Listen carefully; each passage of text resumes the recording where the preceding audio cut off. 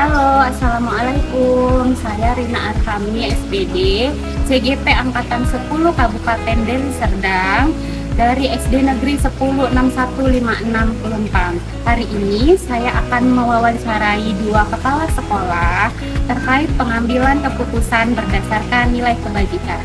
Selamat menyaksikan. Assalamualaikum, Bu. Waalaikumsalam. Apa kabar, Ibu? Alhamdulillah. Terima kasih ya, Bu, sudah meluangkan waktunya untuk saya hari ini. Jadi begini, Bu, saya ada tugas CGP, di mana tugas tersebut saya mewawancarai kepala sekolah saya untuk berkaitan dengan pengambilan keputusan berdasarkan nilai-nilai kebajikan, Bu. Apakah Ibu bersedia? Bersedia, Ibu senantiasa bersedia membantu untuk kebutuhan sekolah dalam menyelesaikan tugas ini. Alhamdulillah, terima kasih banyak, Ibu. Iya. Kita mulai saja ya, Bu ya. Iya. Apakah di sekolah ini pernah mengalami kasus dilema etika, Bu? Jika ada, kasusnya seperti apa itu, Bu? Sering, ya kan? Untuk dilema etika ini kita itu agak susah, tapi memang harus diambil keputusan itu. Salah satu contohnya jika ada siswa kita yang belum bisa membaca, nah itu dia berdasarkan prosedurnya yang tidak bisa baca harus tinggal kelas. Namun kadang orang tuanya bermohon agar anaknya enggak tinggal kelas. Nah, gimana caranya? Ya kita harus ada juga kerja sama-sama orang tua murid. Jangan hanya kita yang membantu anak tadi, orang tua juga harus membantu agar anaknya bisa membaca. Disitulah kasus yang sering terjadi di dalam dilema etika. Ya, jadi ada kasus murid belum bisa baca begitu ya, Bu? Iya. Satu sisi kalau misalkan Dewan Guru sudah memutuskan murid ini tinggal kelas karena belum bisa membaca, itu sebenarnya sudah sah-sah saja ya, Iya, kan, Bu? betul. Namun ada orang tua murid yang memohon diberi kesempatan sekali lagi seperti itu, Bu, ya kan, Bu? Lalu, Bu, selama ini bagaimana Ibu dapat mengidentifikasi kasus-kasus yang merupakan dilema etika atau bujukan moral? Nah, caranya itu dengan cara bermusyawarah pada rekan-rekan guru. Kalau kita udah ada musyawarah kerjasama dengan rekan guru, kasus-kasus itu masih bisa kita selesaikan. Ya, jadi musyawarah ya, Bu, dengan guru-guru Ya, ya, Bu, intinya ya. tadi musyawarah kolaborasi dengan teman-teman guru. Lalu, bagaimana Ibu menjalankan pengambilan keputusan di sekolah, terutama untuk kasus-kasus di mana ada dua kepentingan yang sama-sama benar atau sama-sama mengandung nilai kebajikan, Bu? Seperti Ibu katakan tadi, kalau memang udah sama-sama benar, keputusan itu kan tidak harus dari Ibu saja. Nah, kita juga harus tanya rekan-rekan guru, musyawarah lagi dengan guru. Jadi kalau udah ada kesepakatan, guru kepala sekolah hasilnya apa, itu lagi. Langkah atau prosedur seperti apa nih, Bu, yang biasa Ibu lakukan untuk kasus dilema etika ini, Bu? Kita juga harus mengadakan rapat dengan dewan guru untuk mengambil keputusan itu. Kemudian kita panggil juga orang tuanya, harus ada kerjasama dengan orang tuanya. Jadi biar pihak orang tua pun tahu apa hasil keputusan yang sudah kita buat. Rapat dengan guru dan berkomunikasi yang baik dengan orang tua. Berarti Ada langkah. pentingnya kerjasama antara guru dan juga orang tua ya, Bu, Iya. ya. Hal-hal apa saja yang selama ini Ibu anggap efektif dalam pengambilan keputusan kasus dilema etika, Bu? Yang menurut Ibu itu adalah dengan cara berkomunikasi yang baik antara guru dan orang tua. Yang paling efektif. Komunikasi harus jalan gitu ya, Bu, Iya. ya. Kalau guru kerja sendiri sama aja ya, Bu, ya, nggak bisa ya, Bu. nggak bisa. Ya, betul sekali, Bu. Lalu, Bu, yang merupakan tantangan bagi Ibu selama ini apa? Selama ada kasus-kasus dilema etika, Bu? Tantangannya kalau tidak ada keterbukaan, gimana kita mau tahu masalahnya? Kalau pihak yang bermasalah itu tidak terbuka dengan kita, jadi harus ada keterbukaan bagi pihak yang bermasalah agar masalahnya bisa kita selesaikan. Setuju sekali Bu. Apakah ada jadwal tersendiri Bu? Jika ada kasus dilema etika, apakah Ibu langsung menyelesaikannya di tempat atau memiliki sebuah jadwal untuk menyelesaikannya? Bentuk atau prosedurnya itu gimana Bu? Kalau untuk jadwal itu nggak ada. Jika ada masalah, ayo kita langsung selesaikan. Kapan kita menunda-nunda permasalahan, nunda-nunda kerjaan kalau memang hari itu bisa kita selesaikan. Jadi jika ada masalah, ayo kita diskusikan, kita komunikasikan, kita selesaikan masalah saat itu juga. Apakah selama ini ada seseorang atau faktor-faktor yang mempermudah Ibu dalam pengambilan keputusan Bu? Udah jelas ada. Itu adalah rekan-rekan sejawat, teman-teman guru. Itulah mitra dalam mengambil keputusan. Iya. Dari semua hal yang telah kita diskusikan dan Ibu sampaikan, pembelajaran apa yang Ibu petik dari pengalaman Ibu mengambil keputusan dilema etika Bu? Nah, kalau kita punya masalah, yang pertama kita harus uraikan masalah itu dengan cara berkolaborasi dengan teman guru. Kalau sudah ada komunikasi yang baik, kita pecahkan masalah itu bersama-sama. Tidak ada masalah yang berat kalau kita mau bersama-sama memecahkannya dengan cara bermusyawarah. Apa rencana Ibu ke depan dalam menjalani pengambilan keputusan yang mengandung unsur dilema etika itu? Meningkatkan kolaborasi dengan berbagai pihak manapun itu, kolaborasi itu harus tetap kita tingkatkan. Lalu Bu, bagaimana Ibu bisa mengukur efektivitas pengambilan keputusan sama ini yang Ibu tetapkan? Keputusan itu tidak merugikan pihak manapun. Itulah, kalau udah keputusan tidak merugikan pihak manapun, pasti kedua belah pihak setuju dengan keputusan. Setuju sekali Bu. Terima kasih ya Bu atas waktunya sudah membantu saya memenuhi tugas CGP saya. Sama-sama, kembali kasih, semoga berhasil di kedepannya. Amin. Assalamualaikum Bu. Waalaikumsalam. Assalamualaikum Pak. Waalaikumsalam warahmatullahi wabarakatuh Ibu.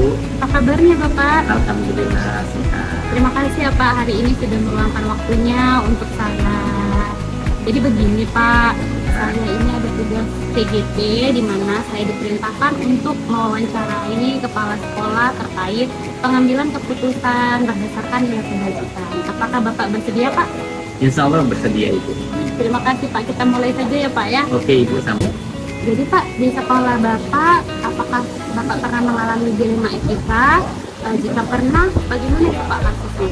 Iya, sudah pasti ya Bu ya, kalau setiap sekolah itu kan permasalahan kompleks ya, dari siswa itu sendiri maupun dari gurunya juga gitu ya. Tapi di sini saya akan mengangkat permasalahan dari siswa itu ya. Nah ini ada satu contoh kasus di sekolah kita yang sudah terjadi, di mana siswa ini terlalu banyak absensinya gitu ya Bu ya. Sementara kan kita namanya juga sekolah negeri sudah ada aturan-aturan yang sudah dibuat gitu kan. Apabila anak selama 1 tahun itu contohnya 2 kali absensi tanpa ada kabar, pasti itu nanti kita akan terjaring lah dia untuk tinggal kelas. Nah jadi anak ini artinya sudah banyak gitu ya. Kemudian kita mengadakan rapat kenaikan kelas gitu. Nah sudah dalam forum rapat itu banyak guru yang mengatakan anak ini harus tinggal kelas. Nah itu kan sudah salah satu contoh dilema ya Bu ya, dilema etika kita. Nah jadi kita kan tidak bisa mengambil keputusan begitu saja gitu ya. Kita juga harus memikirkan bagaimana nanti masa depan anak ini tadi tersebut gitu ya Bu ya. Nah kemudian kita berdiskusi kembali, kita mencari kesepakatan bersama oleh guru-guru, akhirnya timbullah satu keputusan yang kita tidak memberatkan siswa juga, dan juga guru tidak merasa keberatan dengan keputusan kita tadi itu. Misalnya siswa tadi kita beri naik bersalah, kita kasih masa uji coba dia selama 3 bulan. Nanti kalau selama 3 bulan dia tidak ada perubahan, nah itu kita nanti bisa mengambil keputusan selanjutnya. Jadi dilema yang pernah Bapak alami itu terkait dengan murid yang banyak absensi gitu Iya. Pak ya. Selama ini bagaimana Bapak dapat mengidentifikasi kasus-kasus yang merupakan dilema etika atau bujukan moral Pak? Iya, nah kalau mengidentifikasi ya Bu ya, kalau dia kasus yang termasuk dilema etika itu adalah kasus-kasus yang benar lawan benar, sementara kalau bujukan moral itu benar lawan salah. Ini sekali Pak. Selama ini bagaimana Bapak menjalankan pengambilan keputusan di sekolah Bapak, terutama untuk kasus-kasus di mana ada dua kepentingan yang sama-sama benar nih Pak, atau sama-sama mengandung nilai kebajikan? Iya. Nah, kalau langkah-langkah tadi ya Bu ya. Nah, Bagaimana Anda menjalankan pengambilan keputusan? oke, kalau saya dalam menjalankan pengambilan keputusan itu tetap saya sebagai pimpinan tidak bisa mengambil keputusan secara pribadi ya Bu ya. Jadi kita tetap melibatkan stakeholder yang ada di sekolah, baik itu wakil saya, kurikulum, siswaan dan juga sarana-sarana, kemudian juga wali kelas juga kita libatkan, guru-guru juga kita libatkan, bahkan orang tua juga kita libatkan dalam pengambilan keputusan tersebut. Berarti perlu diadakan kerjasama yang baik ya Pak Iya. dari berbagai pihak. Iya benar sekali. Lalu langkah-langkah atau prosedurnya seperti apa nih Pak dalam melakukan pengambilan keputusan? Iya. Nah kalau kita berbicara langkah-langkah ataupun prosedur, memang itu tidak Bu ya, tidak terpatok pada satu langkah-langkah saja. Ya. Mungkin setiap sekolah juga memiliki langkah-langkah atau prosedur yang berbeda. Tapi di sekolah saya kita sudah menerapkan langkah-langkah yang itu sudah kita sepakati. Pertama, kita mencari dulu bukti-bukti yang ada di lapangan. Itu bagaimana sih permasalahan ini sebenarnya? Karena sebagai seorang pimpinan kan saya tidak bisa mengambil suatu kesimpulan dari satu belah pihak. Jadi kita harus dapat semua informasi itu secara valid. Nah, kemudian setelah kita mendapatkan informasi yang valid, kita analisis dulu permasalahan tersebut, kemudian kita identifikasi permasalahannya itu bagaimana. Kemudian setelah kita identifikasi, sudah kita analisis juga, kemudian barulah kita bisa merapatkan kembali ataupun mendiskusikan dengan tim-tim tadi. Nah, jadi untuk pengambilan keputusan tadi supaya tidak ada yang merasa keberatan dengan keputusan yang sudah kita tetapkan nantinya. Jadi keputusan yang kita ambil pun tetap dia keberpihakan kepada murid dan juga tetap kita memegang teguh nilai-nilai kebajikan. Jadi dicari dulu informasi yang benar-benar akurat begitu ya Pak, lalu Iya. didiskusikan dengan pihak-pihak di sekolah Bapak, semua stakeholder ya Pak. Iya benar sekali. Hal-hal apa saja nih Pak yang selama ini Bapak anggap efektif dalam pengambilan keputusan pada kasus-kasus dilema etika? Ya, kalau yang efektif ini kan yang sudah kita jalankan ya, dan ini sudah istilahnya tingkat keberhasilannya itu lebih besar. Yang sudah kita lakukan dan kami rasa efektif adalah tetap kita bekerja sama dengan pihak-pihak yang terkait yang sudah saya sebutkan tadi, misalnya adanya wakil ya, kemudian adanya wali kelas, dan juga kerjasama dengan para guru, kemudian juga orang tua siswa juga kita libatkan, dari siswa juga kita libatkan. Tetap kita bekerja sama ataupun berkolaborasi dengan stakeholder yang ada di sekolah, itu saya rasa paling efektif. Berarti penting sekali kolaborasi dalam sekolah itu ya Pak ya, baik dengan wakil kepala sekolah, guru, apalagi dengan orang tua ya Pak ya, karena guru tidak bisa mendidik berjalan dengan sendiri gitu ya Pak ya. Iya. Kalau orang tua tidak mendukung sama aja gitu ya Pak ya. Iya benar sekali. Hal-hal apa saja selama ini merupakan tantangan nih Pak yang pernah Bapak hadapi dalam pengambilan keputusan terkait kasus-kasus dilema etika? Tantangannya Pak? Nah kalau tantangannya itu sudah otomatis itu ya, kalau kita berbicara permasalahan itu kan pasti kita memiliki tantangan tersendiri ya. Tantangan yang kami alami di sekolah misalnya seperti ini, kita sudah membuat suatu keputusan. Nah, itu juga sudah kita sepakati, tapi tetap saja ada terkadang pihak-pihak yang tidak setuju ataupun tidak menjalankan dari keputusan kita itu.